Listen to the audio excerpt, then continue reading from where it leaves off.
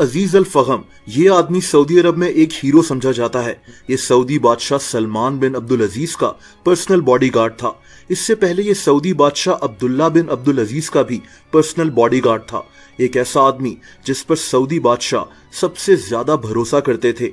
अब्दुल अजीज को कत्ल कर दिया गया। ये सारी कहानी क्या है, आइए जानते हैं। अब्दुल अजीज 1971 में पैदा हुआ था। सऊदी अरब में एक शहर है अल स्वायरा। अब्दुल अजीज यहीं से था। 1989 में अब्दुल अजीज ने national guards king Khalid military college में एडमिशन ले लिया। 2 साल ट्रेनिंग लेने के बाद अब्दुल अजीज को स्पेशल ट्रेनिंग दी गई ताकि ये सऊदी अरब के इंपॉर्टेंट लोगों की हिफाजत कर सके। दोस्तों, जब सऊदी अरब में किंग अब्दुल्ला की बादशाहत थी तो अब्दुल अजीज को सऊदी नेशनल गार्ड की स्पेशल ब्रिगेड में तैनात कर दिया गया। यहीं से ये रॉयल गार्ड बन गया। अब्दुल अजीज का काम सऊदी बादशाह की गाड़ियों के काफले को मैनेज करना था। तकरीबन 10 साल किंग अब्दुल्ला के लिए काम करने के बाद किंग अब्दुल्ला अब्दुल अजीज के काम से बहुत मुतासिर थे और तभी अब्दुल अजीज को किंग अब्दुल्ला का पर्सनल बॉडीगार्ड बना दिया गया। अब्दुल अजीज अब सऊदी बादशाह का जाती बॉडीगार्ड था। इससे पहले अब्दुल अजीज के वालिद जनरल बदा बिन अब्दुल्ला भी किंग अब्दुल्ला के बॉडीगार्ड रहे थे। अब्दुल अजीज इंतहाई खुश मिजाज, होशियार और प्रोफेशनल आदमी था और यही चीज किंग अब्दुल्ला को पसंद आई थी। 2017 में अब्दुल अजीज को ब्रिगेडियर जनरल से मेजर जनरल बना दिया गया था। 2015 में किंग अब्दुल्ला की वफात हो गई और अब सऊदी अरब में बादशाहत किंग सलमान को मिल गई।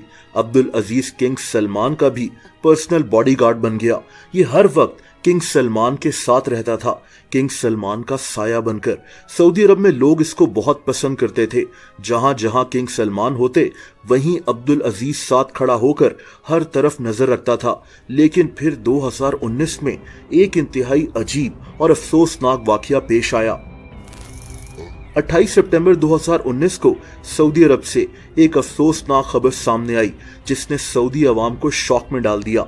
सऊदी बादशाह के पर्सनल बॉडीगार्ड अब्दुल अजीज अल फगम को कत्ल कर दिया गया था। इंतहाई ताकतवर और इन्फ्लुएंशियल इंसान को कौन कत्ल कर सकता था? दोस्तों, कहानी ये सामने आई कि अब्दुल अजीज जद्दा में अपने एक दोस्त फैसल अल सब्ती से मिलने गया हुआ था। वहां इसका एक और दोस्त ममदो अल अली आ गया।